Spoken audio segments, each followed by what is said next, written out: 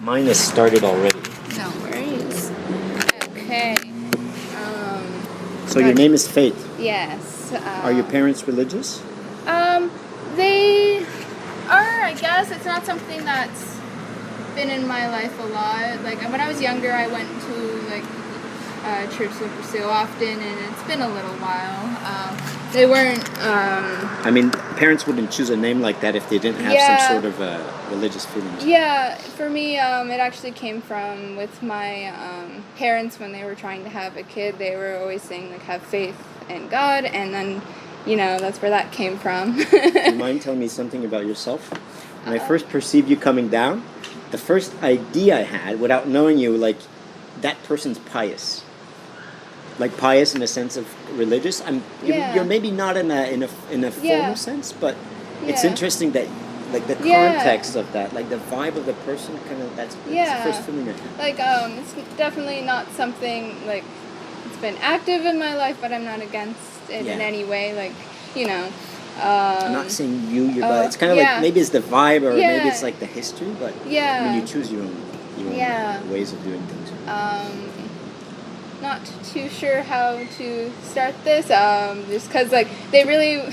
Can you explain to me what the context of your class is? So, what this is, we watched a video, and it's from, like, it was inspired by, like, the people of New York, and you need to, you know, ask people about, like, times in their life, or, like, sad times in their life, but I know that can also get quite personal, so it's really up to the person if they would like to share, like, their experiences and their like hard times, because I know that's not always easy. Is it more about hard times or about good times also? I think it can be for either. Like, I know one video clip was the person just kind of went up to someone and was like, "What was the saddest moment in your life?" I'm like, just right away. I'm like, "Oh, that's a bit much."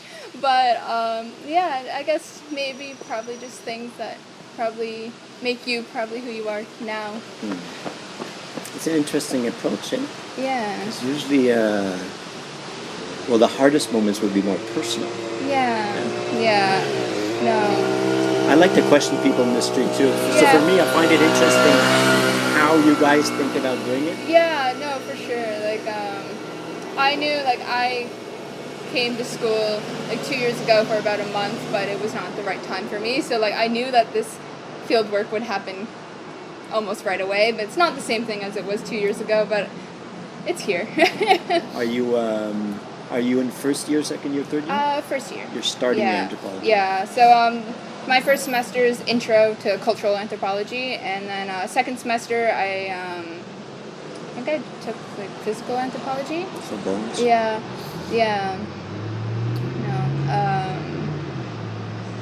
Anthropology is an interesting science. Yeah. A long time ago, I'd have a comment to make about anthropology, but at the moment, it doesn't really come to mind.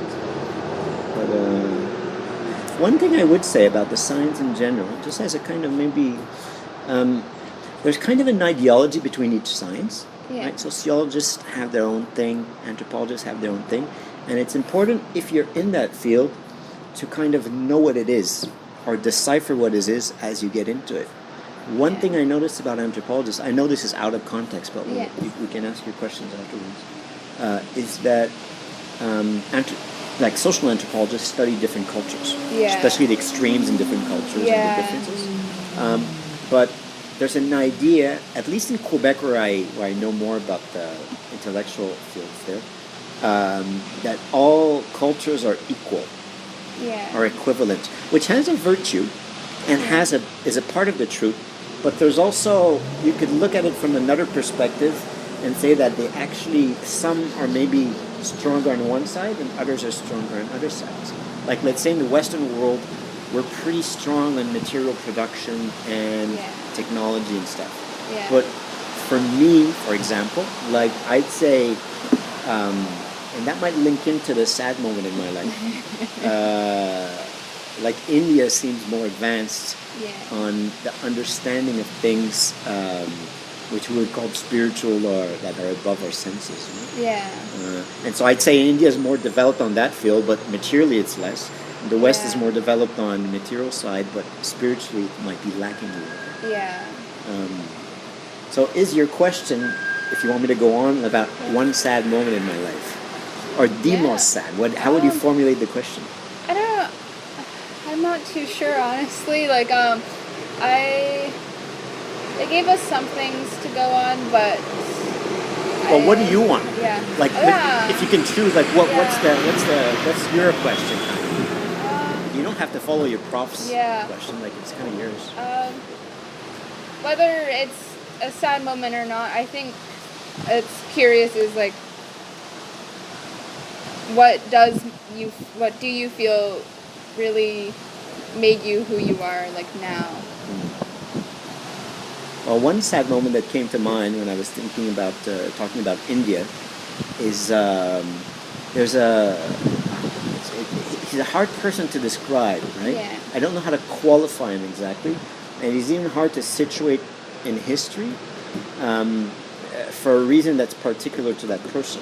But and I'd have to tell you a story if you're interested in it. To get the context. Oh yeah. So, in around 1838-35, but we don't know the exact date. Okay. I think it's 35ish, because in those days things weren't recorded as they are today. Oh yeah. And you're in India in a village somewhere. A boy was born, and he was sort of abandoned by his parents at birth, and he was taken over by other people. And 20 years afterwards, right, a young man pops in a village, 20 years roughly, right, comes by and then visits that village. He looks like a fakir. A fakir in India is sort of a wandering saint. Okay.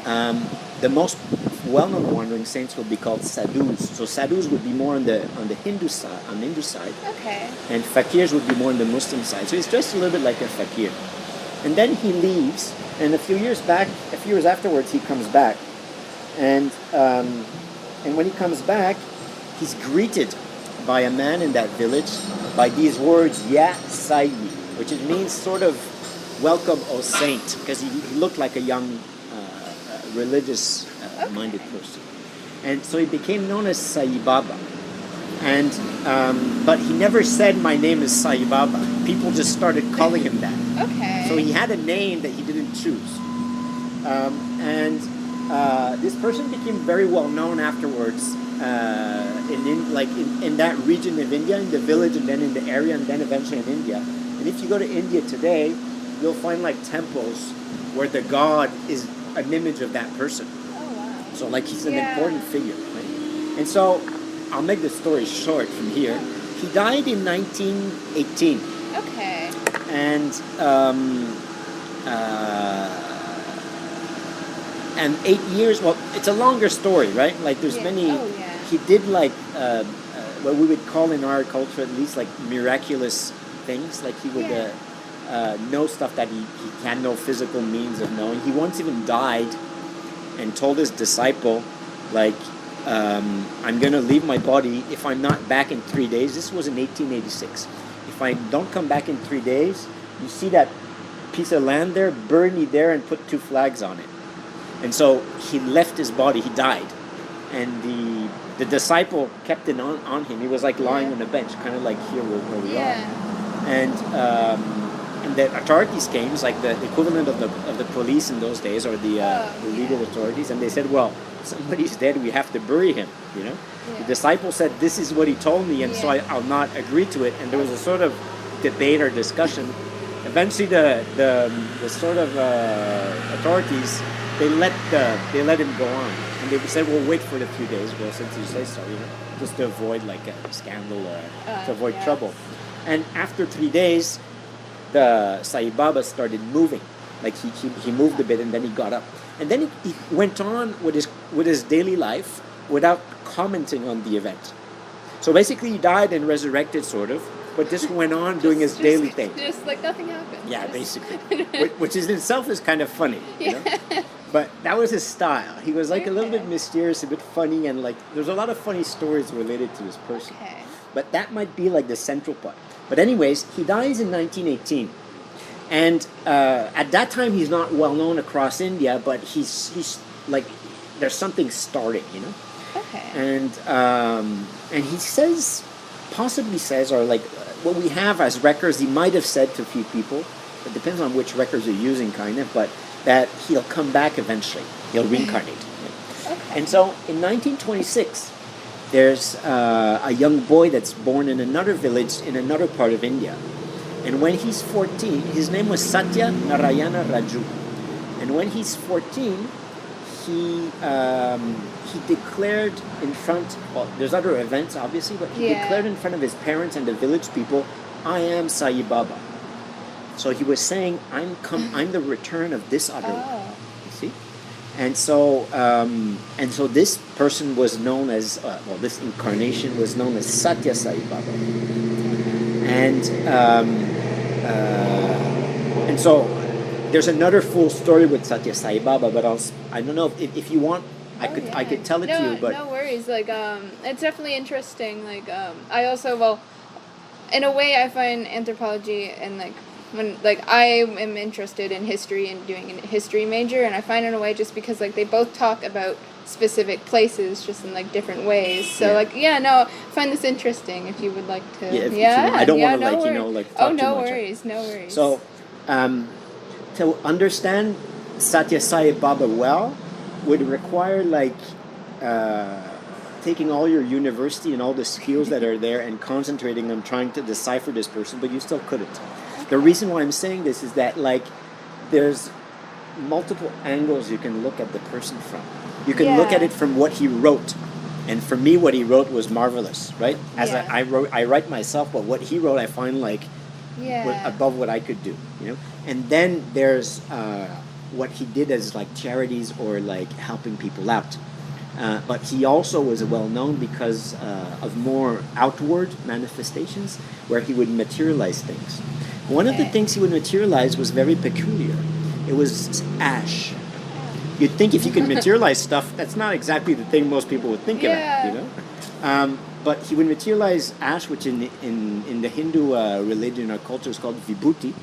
And in his, I don't want to speak for him, but people say, you could say that it symbolizes the impermanence of things, but sometimes the ash was used also. People said that if you digested it or you put it in water, it could heal you or cure you and stuff. But there's tons of phenomena related to this person that are extremely hard to understand, and they're more in my field, which is religious studies, one of my fields. And so what I'm talking about is these sort of miraculous things you can analyze, or you can. It would take a long time to even just how do you say répertorier, not classify, but how do you say in English? Just know about all of them, because there's many. For example, a lot of people have seen Sai Baba in dreams before knowing him, and then they realize, oh, this person's actually known, and he appeared to me in his dream. Wow. That happened to my mother actually. My mother's story, if you want to, it's interesting because it's kind of it's how could I say, it's stories are anthropology, So my mom was meditating at this one point, I don't know when, because she passed away, and I couldn't myself ask her the exact year, but I don't know, 20, 30 years back. She was with friends and practicing some sort of spiritual thing, meditating, and in that moment she had a vision, an inner vision, where she saw a man sitting on a bench like this. Probably older, more white beard than I had, but he was sitting sort of in this posture. And she didn't know the person. And eventually she went to a bookstore, and she was very attracted irrationally by a book. And so she grabbed that book, and that book was about Sathya Sai Baba. But as she delved into the book, she saw a picture, I'm not sure if it's in the book, but I think so, about the man she saw in her vision. And the man was Sai Baba of Shirdi. So the first one I was talking to you about. And so then she realized, the vision meant this, and then kind of she understood that it had a purpose. But that story is of interest in itself, but you can multiply that by I don't know, perhaps thousands of people have had sort of an experience like this. I've seen Sai Baba as Sathya Sai Baba in his second form multiple times in my dreams. And it's a recurrent dream where there's variations, but there's often a common thing in the dream. It's very funny because there's a modern part to it. I've done a lot of hitchhiking in my life. I don't own a car. I don't have a license, but I've done quite a bit of hitchhiking. With COVID, it's not a practical thing to try. But, a bit more difficult now.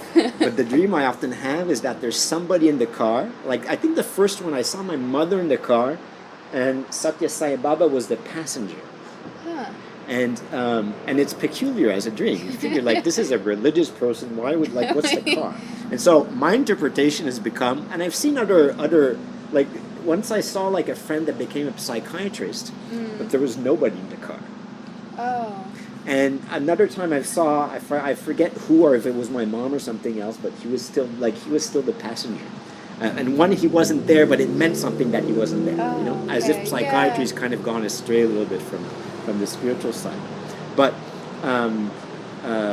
my interpretation is that the car represents the body, and Sai Baba teaches people how to drive the body, how to like be in a physical existence and kind of succeed at life, you know, in a spiritual sense. And you could relate that to Krishna in the Hindu story, where Krishna is actually the driver of Arjuna's. Well, Arjuna's driving and Krishna sort of steers. Okay. And that's a very famous story in the Bhagavad Gita. I mean, the Bhagavad Gita is actually the discourse of Krishna giving to Arjuna, but that image of him in the chariot with Arjuna is also, it kind of relates to the cartoon. But anyways, to understand this person would require, like if you look at his discourses, like, they're also in many ways amazing, you know, and his deeds and these miraculous events that happened around him. Like, there's materialization when he's there. Sometimes he would materialize actually like rings and stuff and give them, especially to the ladies that came to visit, or necklaces, or other forms of sort of jewelry. But sometimes also people would have like a shrine in their, you know, like Hindus have their little shrine at the home. So they'd have a shrine and a picture of Sai Baba, and they'd come up in the morning and there'd be holy ash onto it. But he wasn't there. So it must, like, the interpretation or their understanding is that it's a materialization, but at distance. So there's tons of stuff, like, I mean, you don't have to believe what I'm saying, but this is what the people around him kind of believe. And, like, to even start grasping everything about this person would be highly, it's nearly impossible. Or, like, let's say it would require, like, a lifetimes. But the sad event is this one. And it's an interesting story because it has a lesson. The sad part is that in 2011, maybe I could start by something else. I'm not somebody that's very prone to cry when somebody dies. Some people are. For me, like, I can, but I mean, and I have in the past, I had actually recently, but for me, death is not exactly the end, it's kind of the beginning of something else. And it's such a strong, you could call it conviction or belief or understanding, depending on your approach, that, like, I'd find it a little bit, how could I say, childish to like, cry too much, in the sense that for that soul dying, that soul's probably like going towards something more pleasant in our life here, in my understanding. But anyways, but we still cry because we still love people, and when they pass away, we're still like how would you say, we're affected by our loss. You know, like, let's say you pass away, your parents might know or think or believe you're somewhere else, but being their daughter, they'd still weep because they lost, like, their beloved child. And so when Sathya Sai Baba passed away in 2011, that was a very sad moment when I wept. I remember I was kind of, you know, around university actually in those days, and I kind of like was wandering around, and I remember crying when he passed away, and thinking about all that, the beauty that came out of that life. You know? Like all the deeds, but also the people that were helped, and the opportunity that people now have to know about. You know? And I was sad also because I figured, now I have to open up another chapter, that, well, you see, Sathya Sai Baba, the second incarnation, you could call him by a funny name. If you wanted to use a funny name, you could call him Mr. Curly. because he had big curly hair, but but he had peculiar hair. Let's put it that way. A bit like an afro. Okay. Some people in India have the hairdo also, and so he announced, like, I forgot exactly when. I should know this because I wrote about this, but in the 60s, and then he reiterated later that he would actually come back a third time. Okay. That he came as Shirdi Sai Baba, Sai Baba of Shirdi. Then he came as Sathya Sai Baba, and he says, I'm going to come back as Prema Sai Baba. But one of the reasons why I was sad, like after that moment of sadness, was that I figured I'm like, at that time I must have been like 35, right? Now I'm 43, and I figured by the time he comes back and becomes known, I'll either be dead or an old guy, and I'm not gonna get like the joy of seeing that future incarnation. Yeah. You know? And so I figured, like, okay, I just have to go on living, and like he's still around there, and he's still gonna be there, but like, I fell into a moment of kind of an episode of not despair, but it'll be too much of a term, but more like just sadness, like real sadness. Like, I would like to live to see that incarnation. Yeah. And one of the reasons I did this, because mentally I was weak. I associated his coming back with the first time when it took 8 years in between, and then he declared himself as 14. So I figured we have at least 22 years before we can kind of know. Yeah. But that was actually a mistake. And very recently, like a few years before, I realized, which is one of the most beautiful parts of the story, that there was actually, in what he said, he said that he would come back in a year. There's other quotes that say that associate that with 8 years. So basically, within that community of people, there was a debate. I didn't know that. I thought it was 8 years. Oh, okay. And so I figured like 8 years plus something, Yeah. And but then when I dug it up, I figured, these are actually there's less serious stuff in our religious organizations, but this was like the serious. It was referenced, Okay. So we know, like, at least that it's always hard because it's translated from a language to another. But but anyways, those were like hard references, you could say. And so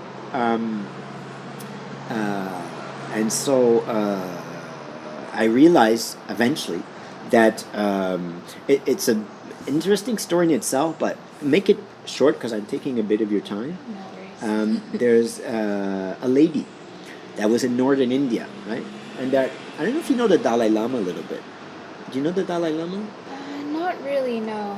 Like it sounds familiar, you but don't know who he is? Oh, really? No, okay. Yeah. Because some people will know who, like, his name. The Dalai Lama is the spiritual chief of the Tibetans, the Tibetan people. Okay. So the Tibetan people have a peculiar form of Buddhism, and their form of Buddhism, not exactly in their form, but part of their cultural thing is that the spiritual and temporal chief of their people is called the Dalai Lama. Okay. He's very well known. And the Dalai Lama is, in their beliefs, he dies and reincarnates. Yeah. And comes back shortly afterwards. And so when he dies, there's a bunch of monks in Tibet. He moved to India since the Chinese invaded, but the traditional way was that they'd go around and kind of like look for signs in kids and identify a kid that they say this is the incarnation of the Dalai Lama. Okay. So the story I'm going to tell you about Sai Baba is kind of parent to that. Okay. But the Dalai Lama is more well known in this sense. Yeah. So the parent story is that there's a woman in India, in the north, that had a few, I'm not sure exactly what her story is, but had a few pictures, a few devotees around her. I've seen a video of her and her image. She seems like, just visualized, she seems like a person of depth. Okay, Just yeah. what I've seen of her. But anyways, she had a vision that she had to send people down south, and that Sai Baba's next incarnation would be found by those people. And I think she might have, I don't know if she saw like the family or the house or something. Yeah. But eventually she sent a couple of guys down south, and they found a child. And for them it was very sure that it was Sai Baba. Yeah. And she eventually came down and also like met that child. Okay. And that person is still a child. Like now he's still 8 years old. Oh, wow. Right? And so those people believe that he is the announced incarnation. And I have very strong reasons to believe that too, because of something that happened personally to me. But the lesson of the story is that when I learned that, all my sadness just vanished. Yeah. Like all the sadness I have of, oh, he died. He even announced he's going to come back. But like the personal sadness, like I'm going to have to wait, or like I won't be there. It all just like vanished. And it led to sort of a moment of bliss, because it's kind of like when you're holding on to something heavy like sadness, like I mean it kind of like puts you down a little bit. And when it's taken away suddenly, like there's a sort of reverse feeling of great joy. And so when I learned about this child, I fell into a sort of 2 months of bliss, thinking about how lucky I was to know that he's there, and then to have what you could call like, you have to know more about the Indian traditions, but like basically kind of a divine incarnation, but in child form. Yeah. It's a bit like if you lived in the time of Jesus and you knew he was Jesus, but he was still a baby. Yeah. It's such a blessing compared to knowing the man who was doing all the miracles. Yeah. Because you kind of have a preview, you know? Yeah. It's another view of it. That's really interesting. And so, that's the kind of the lesson. Yeah. There is sadness, but if you're patient in it, eventually all sadness will be lifted, and you'll come to something which is yourself, which is joy. That's our true nature. Sai Baba used to call his students and his devotees Prema Swarupa, which means embodiments of love. I'm saying that's your true nature. But it's also love, but it's also joy. It's also bliss. It's very true. It's nice. It's like I didn't know any of this, so like it's like wow. I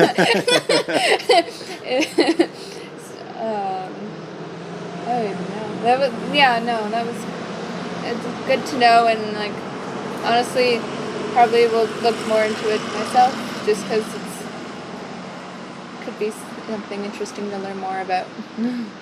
Yeah. My guess is Prema Sai Baba will be very well known in the future, so you should take opportunity of the preview to get it known about it. I think I have a picture in my bag. I do a lot of art like this. Like this stuff here is actually like this is the simplest one, right? Like you could give this to your parents. It says love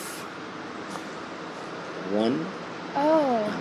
Oh, nice. So it's like it's a piece of plastic, but you have to twist it around to kind of read it. No, they're interesting. On the one you chose, you can read it, right? Yeah. So Christ and Buddha sort of say the same thing. Yeah. Love and compassion. I would say, however, there's a slight twist that's a little bit different. Christ concentrated on between human beings. Yeah. Like it was all about love your neighbor. Yeah. Love your brother, love your sisters as you'd want to be loved yourself. Yeah. The Buddha also had that, but the Buddhists are also known for compassion towards all beings, but kind of includes animals especially. Okay. And so for me, Christianity is kind of a teaching of how we should behave between human beings, and the Buddhists not just that, but it's a teaching about how we should treat animals and nature. Yeah. So I see them as kind of complementary religions. Yeah. And then there's a part there you probably can't read, which is in Arabic. It says Muhammad, and the word in Arabic that follows is alhamd. And alhamd means praise, to praise.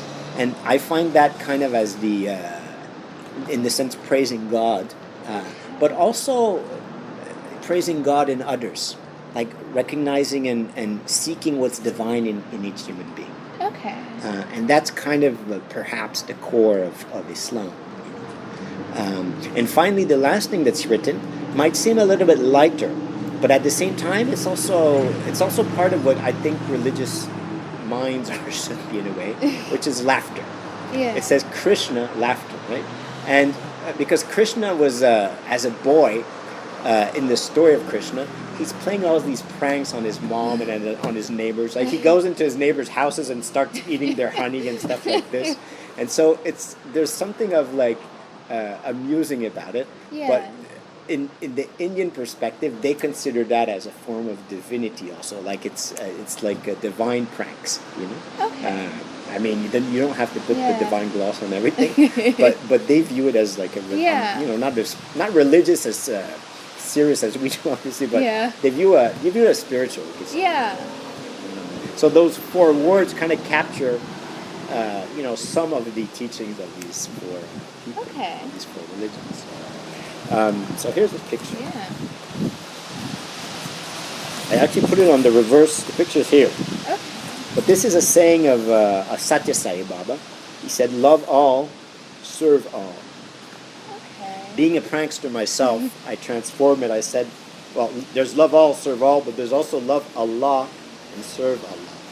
Okay. Because I was talking with somebody that was Christian, but that was a little bit too Christian to my taste. So I wanted to maybe give this to him as a prank. And then here in French it says vérité, which is also what the word satya in the Indian language means. So the second incarnation is called Sathya Sai Baba. So vérité relates to that, but also as truth or as a virtue. Okay. So, but the first 4 words, love all, serve all, is from Sai Baba. Okay. So this is the young boy. Oh, nice.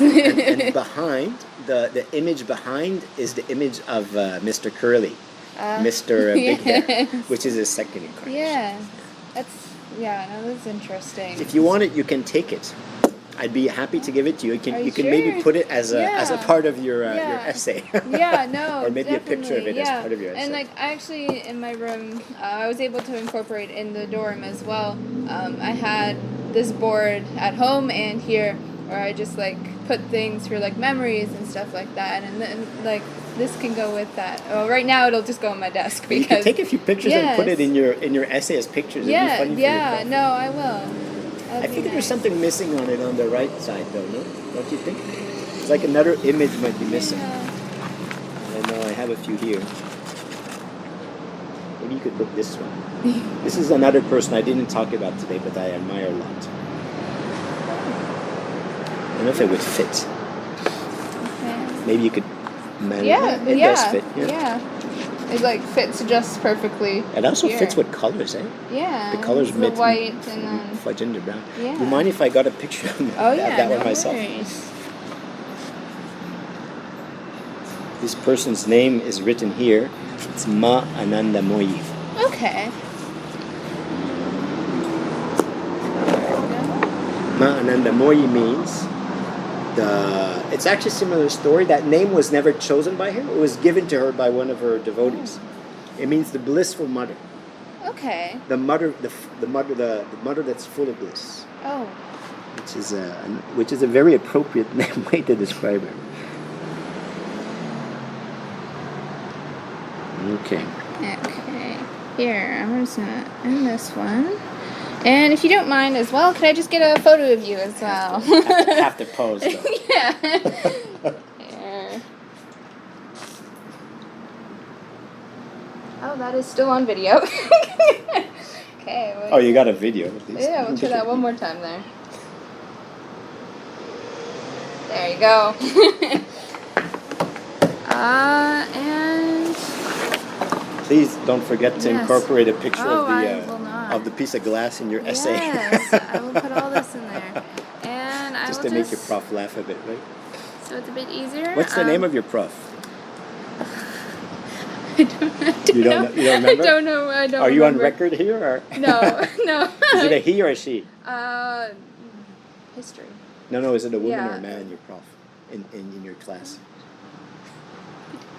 You don't remember? Oh my God.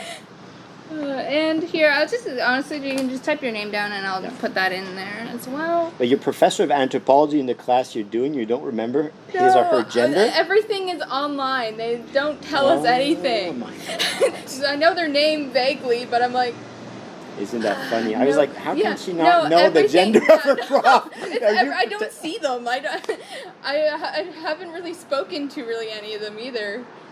Like the only one I've spoken to is my Irish studies and my English one because So those are the ones I physically, like virtually, I guess, have seen who they are. Everyone else is just like, here's what you have to do. That's funny.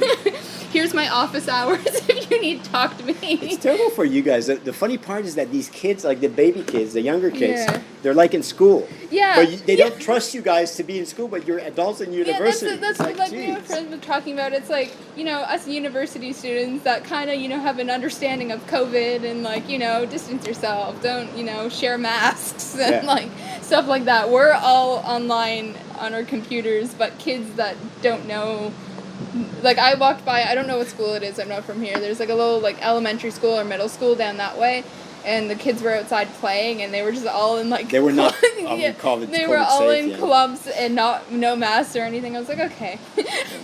Good, yeah. I wonder, you also have to understand the government's, like, doesn't know, it has no previous experience of COVID, Yeah. So it sets rules, and then, like, okay, it's not going to react unless there's kind of, like, so many people that say, well, actually, maybe universities should be a bit more open. Well, we're hoping maybe second semester we'll be able to go into class. Especially, like, I go to St. Thomas, so, like, it's a smaller university. Like, I know it'd be a bit of a struggle for a UNB in their big, like, 300 class of people, but, like, we had like 60 people max in a class, and they put it down to 30 for COVID, even though we're doing it online. Even though you're online? Yeah, so like, I know it'd be easy for us to distance ourselves in class and stuff. 30 people? Yeah, but maybe next semester we'll be able to do stuff in person again. I know most professors have us like in like small groups. So if we want, and if everyone is, in Fredericton, you can meet up in your, like, small group. I don't know. They should have a balance like that, at least meeting your prof a little bit. Yeah. Or like, Well, I heard one of my friends, their prof, scheduled a meeting with each one of their students for, like, 10 minutes to come say hi and, like, learn a bit about yourself. But doing it through online, like, I've mainly just had, like, discussion forums where you just kind of be like, hi, I'm Faith, these are my interests, and that's what we've been doing, and people can reply to you and be like, hi, nice. It's a bit different. It's definitely, like, because I experienced, like, the first month of school here before. You had a first real time. Yeah, and having it now, it's definitely different, and I find the information we're learning, like, let's say with history, where I'd read, like, a whole, like, chapter each week and hope that I wrote down, what I need. But now it's more, like, they just give you what you need rather than making you hope that you've remembered the important parts out of that whole book. Which is nice, but at the same time, I've had issues this week is our first full week. What do you mean? Like, they give you... Like, they'll give you the PowerPoint with the... Like, with the... But you still have to read the book. No. Oh, you could not read the book because you have the main elements. Yeah, well, no, they didn't give you the book. Oh, they don't give you the book? Yeah, I didn't... Don't you order the book? Aren't you supposed to order it? I have a couple books for classes, but it's not as much as, like, before, and, like, they just kind of give you... Basically, most of what you need seems to be so far. Kind of give you an easy way out. Yeah, but at the same time, it's like, it's harder to figure out what you need to do in a day when you're given, like, classes are Monday, Wednesday, Friday, or Tuesday, Thursday, but to figure out by looking at what they give you, how much to do in a day.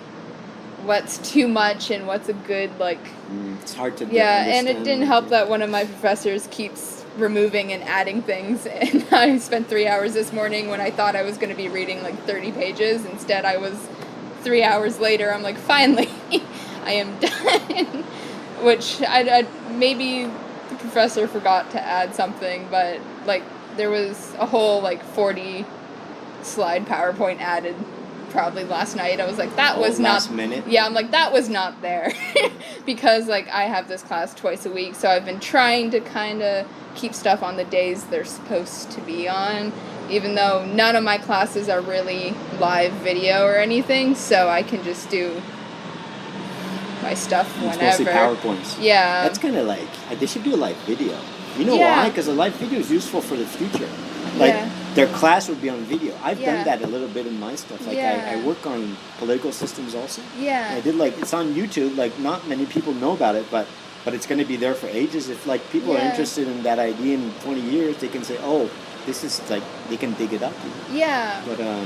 But you also have to understand that profs are not necessarily like used to giving Yeah. online classes, so Yeah, they don't know how to manage they're it that trying much, their best. Yeah, you can hope so. You know? Yeah. Like Especially the older profs might be a little bit like well, one of the ones I taught, Older like little that bits, we yeah. had a live video this week for my Irish studies. I didn't know it was online because it didn't specify in the course outline. I checked my phone, like I heard it go off. I looked, and it was like an email saying like, oh, like live meeting in 15 minutes. I was like, because like I haven't had any, so I was like, okay. I like got my laptop out and I was like, okay, we're doing this, and I just sat there. I'm like, well, this is it's not too bad. it's a challenge at first, but Yeah. eventually they'll get used to it, and you'll get used to it a little bit, Yeah. and then it's probably going to come back to normal. Yeah. But viewed as a sort of learning experience, you know how to use internet stuff afterwards. Yeah. A little bit more. Yeah. No. I have a friend that, well, not a friend, my cousin. I actually call him my brother because I feel as if he's more my brother. But in the States, he's going to give a class on mythology and soul. He teaches more like high schoolish. Okay. He's going to give he's starting to use the internet because of that. But I wanted to take that class. I'm not sure I'm going to manage to do so because it's actually in the States and I'm having difficulty logging on. But I wanted to take it to know how he's doing it to kind of Yeah. copy his stuff afterwards. Yeah. No, like definitely some professors have things more down than others, but it'll take time. Especially this is like our first full week of classes, so At least you got a month to kind of compare.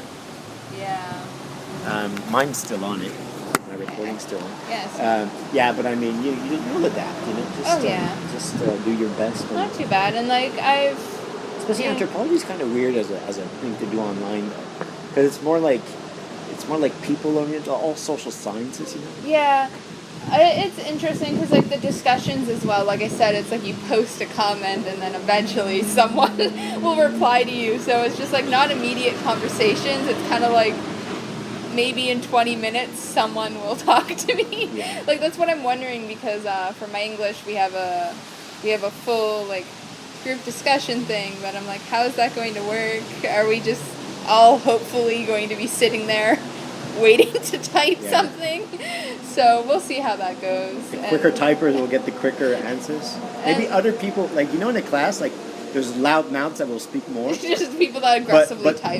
But some might be like not like that, but they might be the type. Yeah. So Yeah. they might come out more in that with that medium. Well, that's why I have to talk a little bit more. I'm not too bad. Like once I get more comfortable with people, I talk more. But You could post videos. Yeah. You could post like short, like 1 or 2, like not Yeah. 5 minutes, but like 1 or 2 Yeah. minutes to say this is what I think. And that's also what's interesting with English right now. What we are reading is online, and you can actually like highlight stuff online and add your comments and kind of like annotate it and have like people see what you're annotating. And again, that goes to like people will be like, can you go more in depth on that? And like it's interesting. I mean, it's a bit awkward. It's like I tend to keep my work more to myself, and I will like talk to the professor and stuff like that. But just having everyone see all my thoughts and like opinions, it's like that's different. Yeah. I'm not used to that. Especially if you like, there's things you might not want to share at one point because you're not sure, you want to wait. Yeah.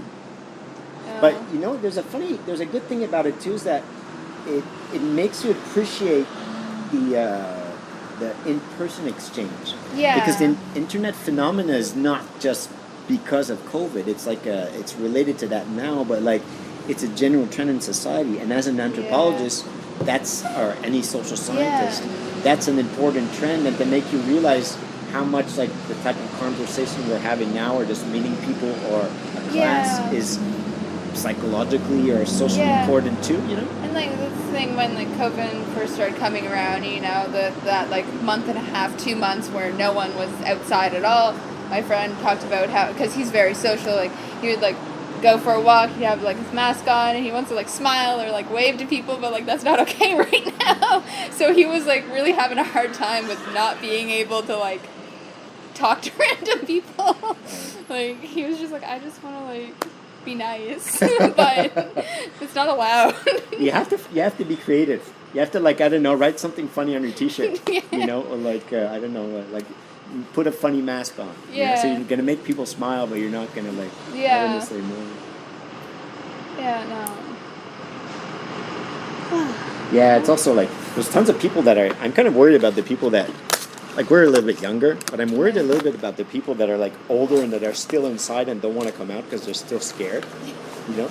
But I mean, you know, at one point, like, we're going to have to, like, tell them, like, listen, guys, like, there's, like, 2 cases in New Brunswick, you know? Like, it's one of those things now where, like, yes, there could always be a chance, but right now, things, at least here, have gotten better. It's not as bad. Where are you from in New Brunswick? Are you from here? Yeah, well, not from Fredericton, but I'm from Moncton. Oh, yeah. So not too far. Francophone? What? No. Francophone? No, I don't know much French. I understand it to a certain extent. I've worked in, the word's blanking right now. Customer service, like, this whole time. So it's like, since I am, like, in Moncton and, like, Diep's, like, right there where they're all French, it tends to have a lot of conversations where, like, the person's speaking French and I'm responding in English and they're catching on that at least I'm understanding them, so they'll just continue going and I'm like, okay. Can I ask you where your roots are? My mom is from BC, so I'm half native, all of her side. From BC? Yes. That's what I was thinking, yeah, but it's hard to decipher. That would be so hard to guess. Yeah, no, like, are you from, do you know the name of the tribe out there? Or the group? Sarslip. Where would that be? Mine. Victoria, I Around think. Victoria? Yeah. The south of the island? Yeah. No, my mom's from Victoria, BC, and she has never talked about it too much, which when in high school, that's loud. In high school, when I actually took Canadian literature, which had a lot of history stuff in it, and for the first time I had someone talk about, like, Aboriginal, like, culture and stuff like that, and they brought up how a lot of the times people that were born in those, like, areas do not like talking about it, which makes sense. Like, I know a little bit about how my mom was treated. In that part of BC in particular? Not there, just, like, Aboriginal people, tend to not, like, of course there's some that, you know, take pride in their culture, and that's amazing. But it was, like, my first time really learning more things because, like, my mom never talked too much about it because she didn't have the greatest even to you guys as a experience. Yeah, like, she was made fun of a lot and went through, like, a lot of things, and, like, was called, like, little China girl and stuff like that, and it's like she's, like, native and, you know, she doesn't have the greatest experiences. It's something, like, it sucks I don't know too much about. Have you ever been to the island in BC? No. You should, because it's one of the best places in the country. No, I haven't traveled all that, well, really at all. Like, I've been, you're still young. You still have time to do so. It's one of the sweet spots in Canada. Yeah, no, I haven't been, but yeah, no, my mom's from BC, and then, like, my dad's from, like, Toronto. So, Did you follow? Can I ask you a few questions myself? Oh yeah, no problem. Did you follow the last elections? I did not. No. Not really? No, I wasn't really too aware of that they were even really going on. So you're not, like, at all into that? Yeah, and, well, like, even my friend that was like, wait, this is happening right now, because from what I've heard from her is that it seemed to be very, like, yeah, no, it was something that I guess maybe wasn't talked about enough, where, like, all of a sudden it was like, wait, this is happening now, and it's like, wait, this is, like, the last day. It was like, okay. Oh, that's interesting, actually. Yeah, it seems like it wasn't... It was called in the media snap election, like a quick last-minute election. Yeah. And it was probably voluntary to do that, actually. But anyways, probably the Conservatives are counting on getting a quick election. Yeah. It's interesting that you guys didn't even, like, really know much about it. Yeah, and, like... Do you know who the MLA is in this riding, for example? The representative? You know, it's okay. Yeah, no, I don't know too much. I know, like, I should know more, and, like, especially people... You also have to, like, follow your own path. Like, yeah, especially people now seem to be very, if you don't know anything, you're terrible. No, but it's like, I'm not sure I agree with that. Like, especially if you're a student, like, you have, your mind is somewhere else. Yeah. And your mind should be on your studies first, you know? Yeah. I'm not saying you shouldn't, like, be interested, but, like, politics is also not always clean, you know? Yeah. And it's better to do your thing well than to have your energy in different spots. Like, that's something, like, another one of my friends said when talking about it. She was like, I don't know too much, and, like, would you rather me not do anything or vote and not know what I'm voting for? Yeah. So that also, I was like, yeah, that's fair. Like, maybe these elections are too quick. Maybe they should be, like, 2 months. Yeah. Because it's just 1 month. But, like, because of COVID, it kind of makes it too quick. There's not enough real contact and stuff. Maybe if it was 2 months, like, there would be more... yeah. There would specifically, be more time to like, learn. now, because, like, it's harder to, like, find... I mean, they're not knocking on doors. They're not talking about it. Like, they're waving on the bike paths, you know? Yeah. So you can't, like... It's harder to... You can go and talk to them if you happen to go there. Yeah. But it's a bit harder to learn about what they have to offer. Yeah, yeah. So I do a bit of writing myself, and like I wanted to do a funny piece on the MLA here. His name is David Kuhn. Okay. You've seen his signs even though you didn't recognize him. He was we're all a bit old, but he was the Green Party guy. So the MLA in here is a Green guy. But I asked him a funny question because I interviewed him. I asked him. He's a professional biologist. He was trained as a biologist. So I asked him the question, Mr. Kuhn, as a professional biologist, what's your favorite animal? And he said he didn't have one. So now my mission is to ask people, according to you, what's Mr. Kuhn's animal? What's his totem animal, kind of, you know? And so, but since you don't know him, you won't have an opinion. But that's why I was kind of testing ground there. But I'm asking other people that know. So I'm getting real. I just asked 2 people so far, but I got so funny answers that it's going to be a funny article. Oh yeah. I kind of like it's political, but I want to make people laugh. At yeah. You don't want to take it too seriously. Some parts, but not. Yeah. Not everything has to like. Yeah. You kind of want to do both, you know? Yeah. Like you're gonna remember. Good balance. You're gonna remember something better if there's a bit of humor in it than if it's just plain brainy like PowerPoints, you know? COVID PowerPoints. Oh my God. I might be heading to town if you don't mind. Oh yeah, no problem. If you want to follow, you could join or you could find another person to interview. Yeah, no so, problem. do you want to give me your email for me to send this to you? Oh yeah. So FAITH_ROSE@hotmail.ca. So yeah, .ca. .ca, not .com. .ca, yeah.